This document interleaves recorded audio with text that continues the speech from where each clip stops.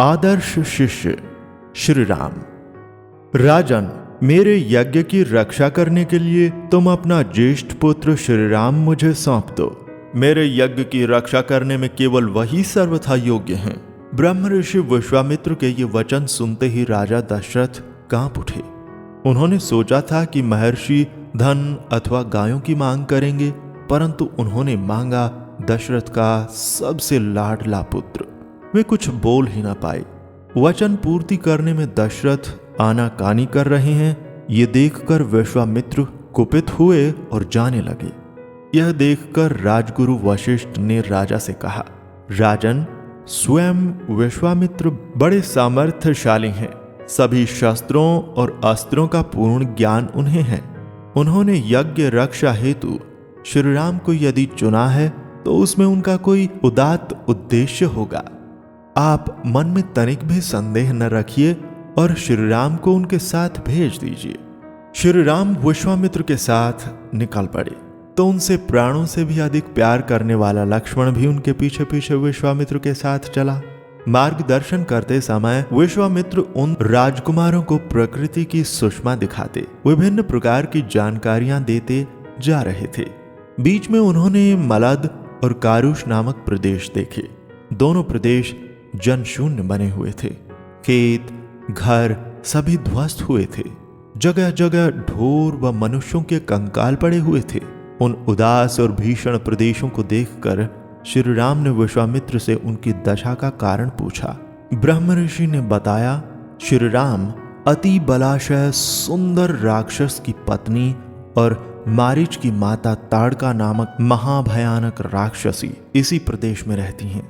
वह बहुत ही दुष्ट, क्रूर और भयानक है। इस देश की उसी ने ऐसी दुर्दशा की है।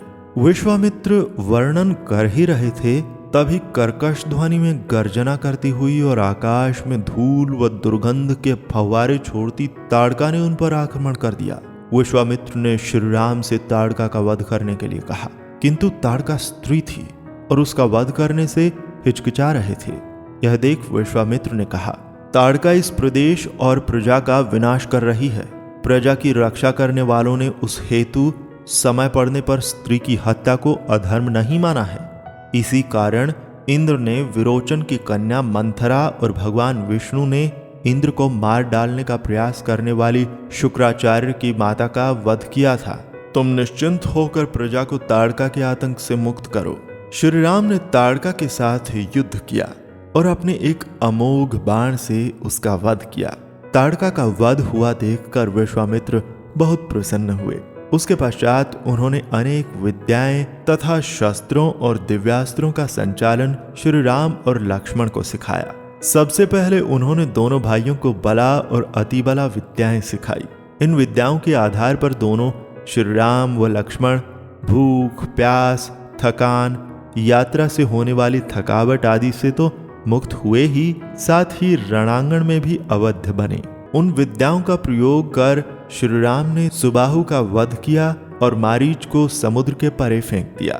विश्वामित्र का यह यज्ञ सफलतापूर्वक संपन्न हुआ। कथा बोध।